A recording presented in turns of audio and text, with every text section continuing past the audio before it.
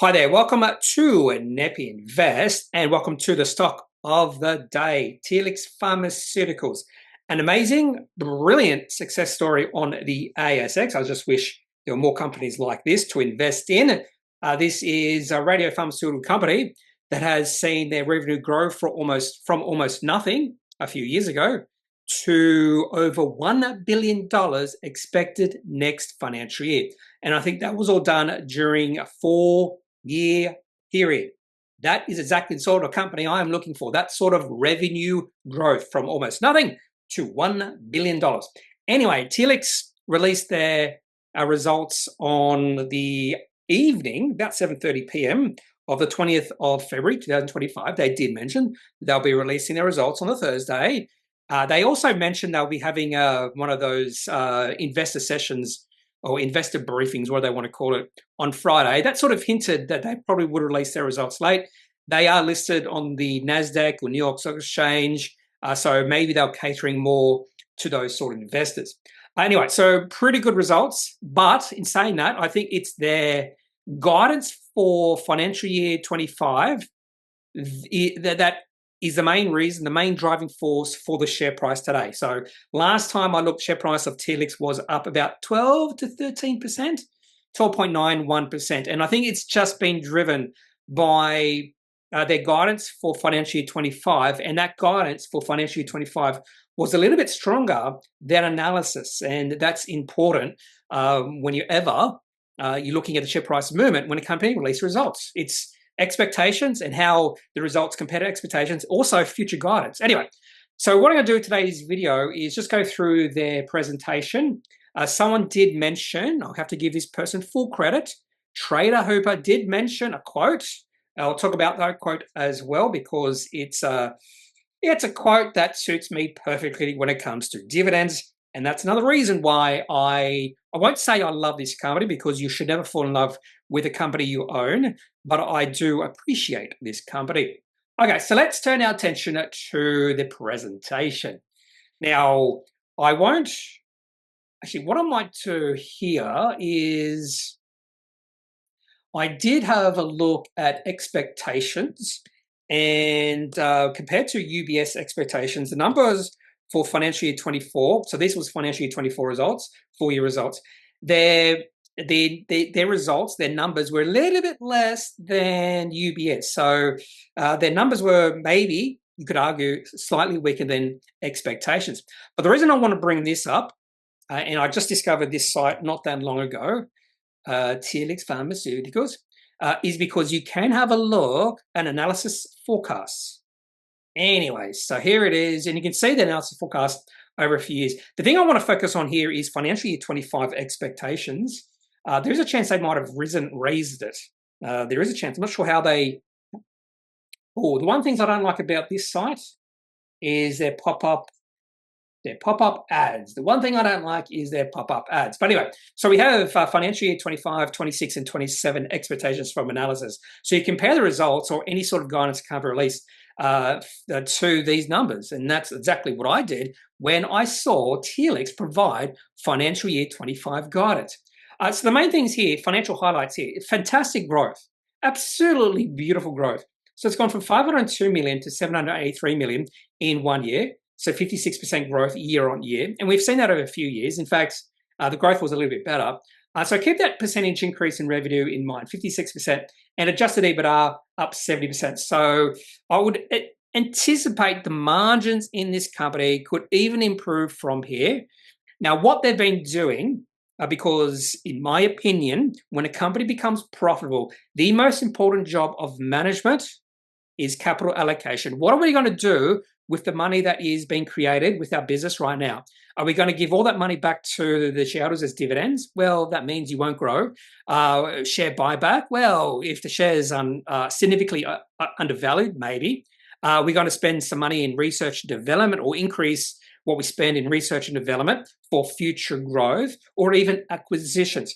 So that is in my opinion, the most important job of Telix Pharmaceuticals management right now. And sometimes what you will see done when a company goes through their life cycle is you will see the company change their CEO when they go through different life cycles. So maybe yeah, Telix might have done that in the past. I don't know. I haven't really followed. I do know. I don't know personally, no, but I do follow the CEO. I won't try to pronounce his name, Christian. I'll just say Christian. Anyway, so I do like this. I do like the management. What they're doing. They are focused on growth, and that is what they should be focusing on, because the growth potential for this company is out of this world good. There is potential that this company could be significantly bigger than CSL in, say, 20 years' time. Significantly bigger if they are successful with what they're doing. That's another thing. Anyway, so a significant growth. And the reason I say that is just based off the potential of what they're doing, but also because of their revenue growth from almost zero to over $1 billion in about 4 years. That's fantastic growth. And the other, even mentioned here, reinvesting earnings in the business to deliver value creation opportunities. So actually talking about capital allocation decisions right there. Reinvesting earnings in the business to deliver value creation opportunities in 2025 and beyond. I've mentioned a few times in the past that one of the things I don't like about their Christian, I thought his name was Christian.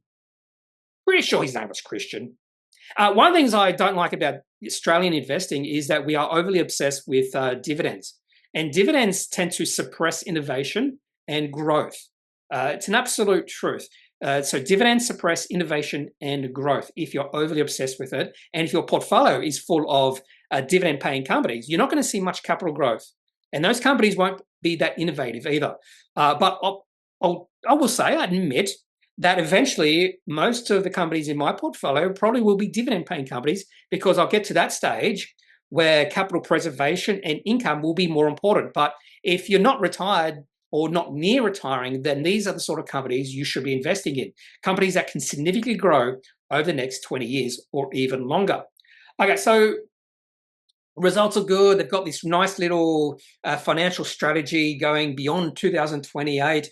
Talking about revenue growth, earnings growth, potential. Again, there is that word potential. That's very important. But if they do realize their potential, a very good chance this company will be significantly bigger by 2030 and beyond. Talking about financial results, yeah, gross margins are good, cash balance really good, or they did do a convertible bond issue, operating cash flow, everything's increasing. That's the main thing. Everything is significantly increasing. The one thing I just want to talk about here is, if I can find it, research and development overview. I always have a look at this sort of thing. And they also have 3 divisions: precision medicine, therapeutics, and what's the other one? They'll mention here somewhere, Telix manufacturing solutions, which is really small. That's why I don't remember it. Operating cash flow. Then they'll go through the different divisions. What I'm looking for here, and I also like to look at the pipeline. So what do they have in the pipeline, not only near term, but also a little bit longer. So we're talking about phase 3, phase 2, phase 1. And they do talk about the longer term potential later in this presentation. But the one thing I want to look for is just their outlook, because that is what got me, I won't say excited, but it did get me a little bit excited.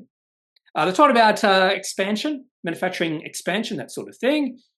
And guidance and outlook. This is what I was looking for. Okay, so I'm going to say right here, I had a look at this financial year 25 guidance, guiding to revenue of up to $1.23 billion. And that sort of growth from 783 million. So we are talking about this company growing their revenue in the next year by over 50% again, maybe even more than 50%. So again, last year or this year or last financial year, they grew the revenue at 56%, and there's a possibility that it might grow the revenue again by a similar amount. So expecting revenue well above $1 billion. You can just see that last 4 years, 160, 203, 783, up above 100 or $1 billion. R&D investment, they're talking about that as well. Spending a lot of money on R&D investment. You can just see R&D investment increasing.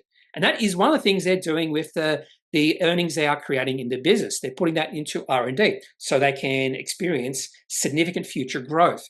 Compare that to any of the major mature companies on the ASX. They'd rather give the money back to their shareholders as dividends so that company won't grow in the future, or the chances of that company growing in the future is fairly limited. Yeah, so that's the thing that got me excited, that sort of growth. And I actually went back to Market Screener, and I do have a feeling that they've updated these numbers. Yes, they've definitely updated these numbers, because I had a look and their forecast revenue and earnings were greater than analysts' forecasts. And that is quite important. That means all these analysis, when they put in the new numbers, their new forecast numbers, because they have to upgrade those numbers, put it into their machine, their algorithm, and that algorithm will spit out a valuation for Telix. That valuation will be a little bit higher. So there is a possibility that there will be some upgrades for Telix. Now, the other thing, and some people might just mention this, Telix Pharmaceuticals is really expensive now, and they'll be looking to PE ratio. But just imagine they could increase their profits by over 50% over the next few years. And when you do that, and I will also say this, one of the harms, just looking at PE ratio blindly without knowing much about a company, it will cause you damage because you will not invest in highly growing or quickly growing companies like Telix because you think, wow, PE ratio is 150, that's way too high. But if the company, say the share price doesn't go anywhere for the next 4 years, and the company doubles their earnings over the next 3 years, which is a possibility, say 3 or 4 years, that means the PE ratio is going to be down to 15 within 4 years. And it won't be 15 if they grow at that rate. The PE ratio will be still significantly higher. So that is the reason why the share price will be significantly higher if they continue to grow from here. Now, it doesn't mean the share price will go up in a straight line like it has seemingly going for a while. In fact, if we go to the chart, I don't want to look at you, Seven West Media. Completely different companies here. Seven West Media going down, Telix Pharmaceuticals on the rise. Share price has reached an all-time high today, and this is the sort of chart you want to see. This is a chart of a high-quality company. Well, would I describe Telix as a high-quality company? Definitely has a potential. I wouldn't say that just yet because it hasn't had the history. I need a little bit of history to say it's a high-quality company, but it's definitely on the path. And this is the chart of a company you want to be in, invested for the long time. So I bought shares. For those who don't know, I bought shares in Telix back in 2022. So we're almost 3 years ago at $6.66. What an unfortunate number. And the reason I bought shares in Telix without even knowing the company at that point was just a simple Appendix 4C. I saw significant growth in their receipts, and that's all it took, because that's the thing that will draw me to a company is growth in receipts and revenue. And this is what can happen when you have that. So I just don't want people to focus on the PE ratio and just go, not the company for me. So according to TradingView, PE ratio 179. And again, if they significantly grow their revenue and their profits, even their margins over the next, we'll say 5 years, 5 to 10 years, this company is looking cheap at a markup of $9 billion. Okay, so that's all I have for this particular stock of the day, Telix Pharmaceuticals. And that's why, and the reason why the share price is up is just because their financial year 25 guidance was better than expected. And that's all it can take for the share price to go up. I was going to say silly, but to go up. If you have any questions, any thoughts, leave those in the comment section of this video. Otherwise, I'm not a financial advisor. If you need financial advice, make sure you seek out someone who is qualified and can speak to your own financial needs. That's it for this video. Have a good day. Bye.